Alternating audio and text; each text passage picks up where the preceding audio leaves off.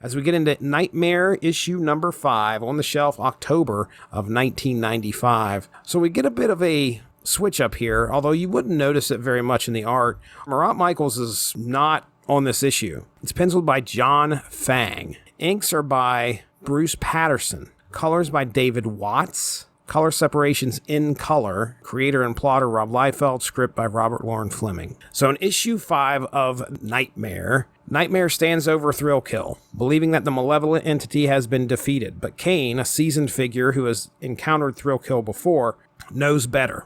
He senses that the entity is far from down for the count, and the tension in the air is palpable. With Don Carbone lying in the shadows, Alec Knight and Kane turn their attention to the wounded mobster. But as they do, Thrillkill rises once more, poised to deliver a final deadly blow to Kane. Knightmare, ever the relentless protector of justice, intervenes in the nick of time, putting his own life on the line. At this critical moment, Don Carbone learns the shocking truth about the vigilante who has haunted him for so long. Alec Knight reveals his true identity, and the revelation strikes like a thunderbolt. The battle intensifies, with Knightmare and Thrillkill locked in a life-and-death struggle. Don Carbone, wounded and desperate, reaches for a gun, but Thrillkill has other plans. The entity impales Carbone in the shoulder, a grim twist of fate for the once powerful mobster. As the fight rages on, Knightmare draws on his imposing staff, ejecting the blade and setting his sights on ending the malevolent entity once and for all.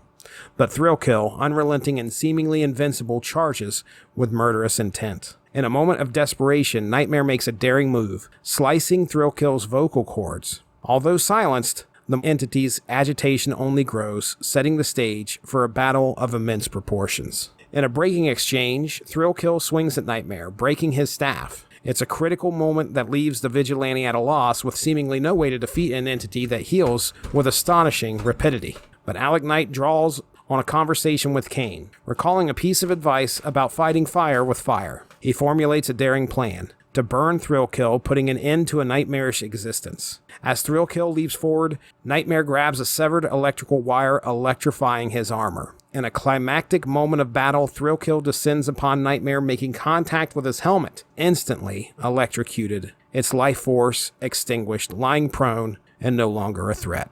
Kane rushes to help Knightmare to his feet, and together they stand over the lifeless body of Thrillkill. It's a poignant moment of triumph, as the relentless vigilante has finally vanquished his most impressive foe.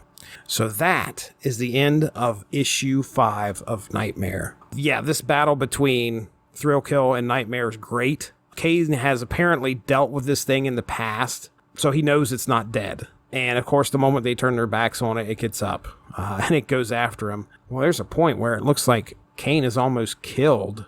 And I love, there's a splash page that was just, it's like, hey, I've got this in my pocket. I've got to put this in a comic at some point. They got this great battle between these two. Thrillkill is kind of jumping all over the place while Knightmare is swinging with these knives. This page has this great border around it. It looks fantastic. Don Carbone with some blonde hair now. The moment in this book is when Knightmare cuts Thrillkill's vocal cords. So you're like, oh, he's done. Knightmare's hoping he doesn't have to hear him anymore. But that doesn't stop him. That doesn't stop Thrillkill from trying to talk. Throughout the rest of the book, he's sitting there just babbling incoherently. It's great. Yeah, there's a couple moments where Knightmare grabs a sword in these issues at the expense of his own hands. Like, he cuts his hands up pretty good. Well, this is apparently happening outside of Extreme Studios.